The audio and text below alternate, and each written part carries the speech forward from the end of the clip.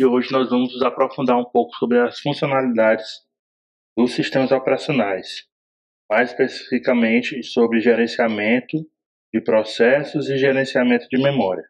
O sistema operacional ele possui inúmeras funções, dentre elas as principais são gerenciamento de processos, gerenciamento de memória. Ele é responsável também para fazer o gerenciamento dos dispositivos de entrada e saídas, que estão conectados a esse computador, gerenciamento de armazenamento, e também existem outras funcionalidades, como suporte de rede, gerência de proteção, interface gráfica. Esse software, que é o software principal do nosso computador, ele é quem vai servir o papel de administrador de recursos. Ele vai gerenciar os recursos, vai alocar os recursos para os componentes que estão precisando.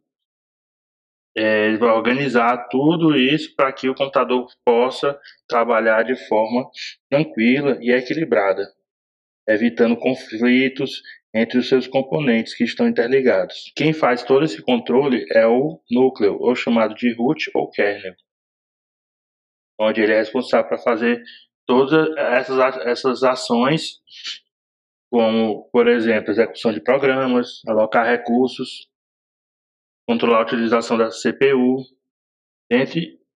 pelos diversos processos que estão sendo executados. Então aqui, o que acontece? Nós temos a CPU, que é um dos componentes do computador, nós temos a memória principal, que é um outro componente, e nós temos os dispositivos de entrada e saída.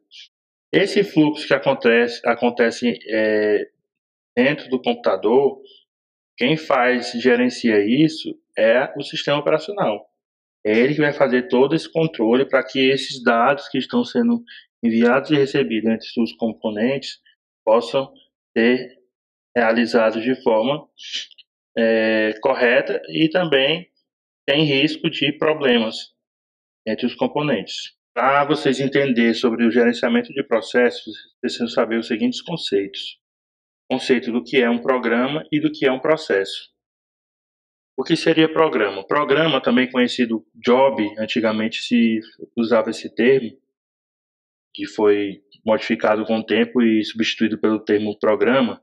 O que ele é? Ele é um arquivo que vai conter os algoritmos que são escritos em alguma linguagem de programação, e esses algoritmos são decodificados para executar instruções de dados. Um programa ele pode ser formado apenas por um único processo ou por mais de um processo. Vai depender de como o desenvolvedor daquele software implementou ele. O programa é um arquivo salvo ou instalado em um dispositivo de armazenamento, que vai conter todas as instruções necessárias para que ele possa ser executado. Já o processo, ele é um programa em vida, é um programa em execução. Esse programa ele tem dois estados. Quando ele está no estado desligado, o estado desativado, ele está armazenado no dispositivo de armazenamento, como HDs e pendrives, por exemplo. Quando ele se transforma e deixa de ser programa e passa a ser processo, é porque ele foi transferido para uma memória de execução, como a memória RAM, e aí ele está sendo utilizado naquele momento. Então ele deixa de ser chamado de programa e passa a ser chamado de processo. Cada processo ele tem na memória RAM, ele é identificado através dos seus endereços, dos arquivos que estão e o endereço que identificam eles, e as posições de memória que esse processo se encontra. Aí associado a esse processo também nós temos os registradores, que são as memórias pequenas que ficam na CPU e vão fazer toda essa leitura do processo que está sendo executado e as informações necessárias para que esse processo esteja sendo executado. De um programa você pode executar vários processos, mesmo que seja do mesmo programa. Então, por exemplo, você não consegue abrir várias abas do Google Chrome. O que é aquilo ali? O programa é o Google Chrome. E cada aba que você abre seria um processo do programa Google Chrome. Então, toda vez que você abre uma aba no navegador, você está criando um processo do mesmo programa. Nós temos dois tipos de processos. Os processos de sistema operacional, que são processos responsáveis são executados para auxiliar no gerenciamento dessas atividades do sistema operacional, como eu citei anteriormente, também de memória, de gerenciamento de processos, gerenciamento de interface gráfica, de som, de rede, etc. E temos os processos de usuário, que são os processos que estão sendo executados por um usuário que solicitou sua execução ou pelo sistema operacional e programou para que ele seja executado. Exemplos, nós temos editores de texto, navegadores web, reprodutores de músicas. Nós temos os processos que são orientados IO-bound, que eles são delimitados pelo tempo do dispositivo de entrada e saída. O que quer dizer isso? São processos que passam a maior parte do tempo executando serviços de dispositivo de entrada e saída do que estando propriamente na CPU.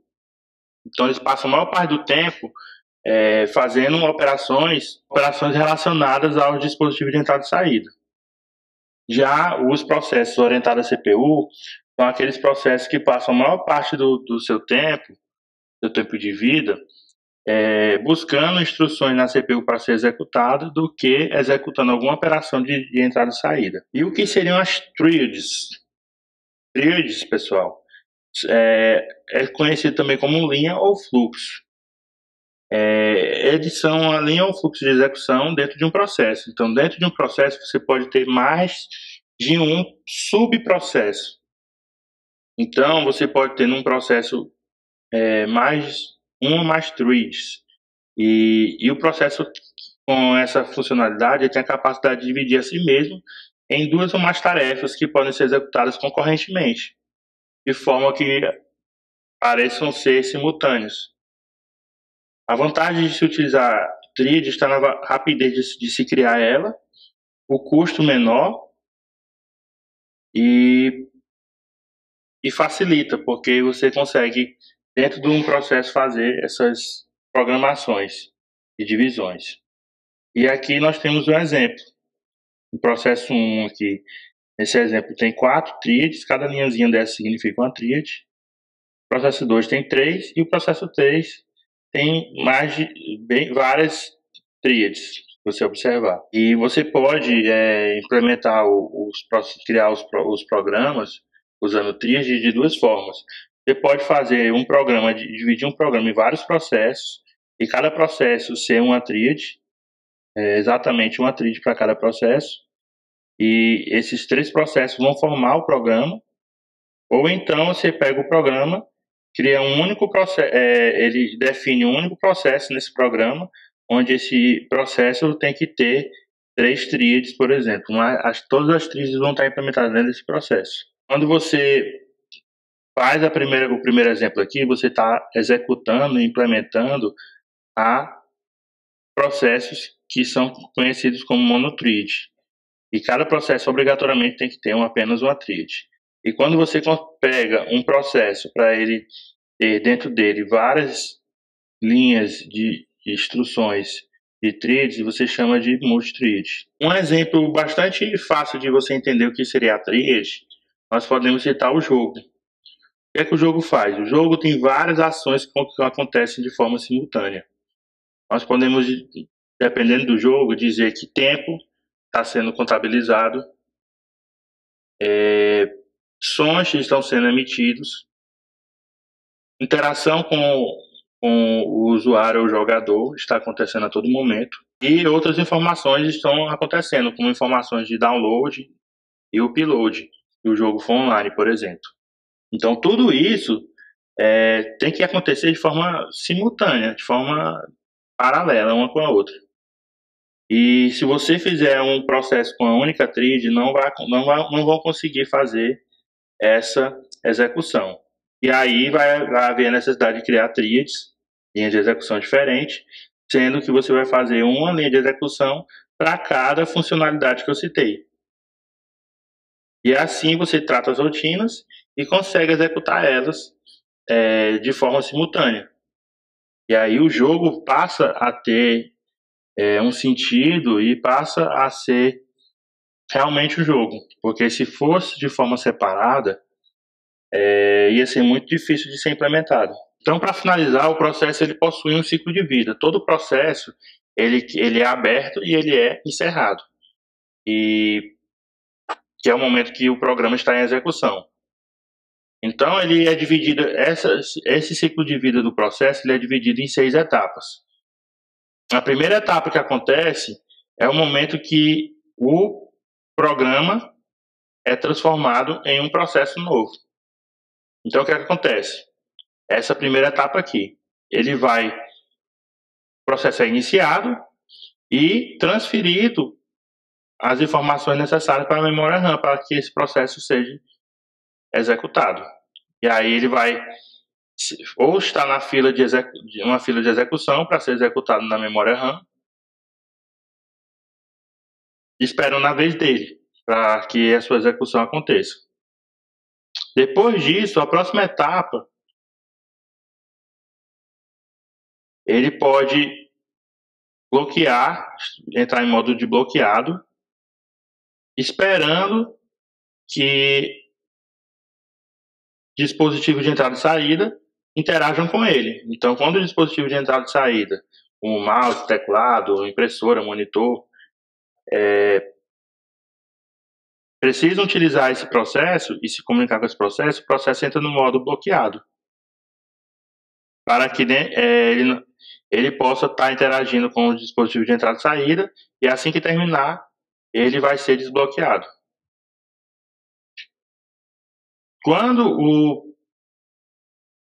Na etapa 3, o escalonador de processos, que é o algoritmo que vai escolher a vez de qual processo vai ser executado, ele vai selecionar outro processo. Então, ele vai sair do estado de execução para o estado de pronto. Então, ele vai tirar o processo atual que estava sendo executado, jogar para a lista de espera e vai depois selecionar outro processo, um novo processo para jogar no modo de execução. Então, o processo que estava bloqueado, quando ele termina de fazer as suas ações com os dispositivos de entrada e saída, ele é desbloqueado e é jogado para a fila de espera para que ele possa ser executado. Então, existe 2 alternativas aqui. O processo é criado, ele vai ser executado e quando terminar, ele vai para a fila de espera, ou então, quando ele é criado, ele é bloqueado para poder interagir com os dispositivos de entrada e saída, e assim que ele terminar essa atividade, ele vem para a fila de espera novamente para que ele possa ser executado. Terminando todas essas etapas, ele vai poder ser finalizado e assim ele morrerá. Assim o processo vai ser eliminado e vai liberar espaço da memória RAM.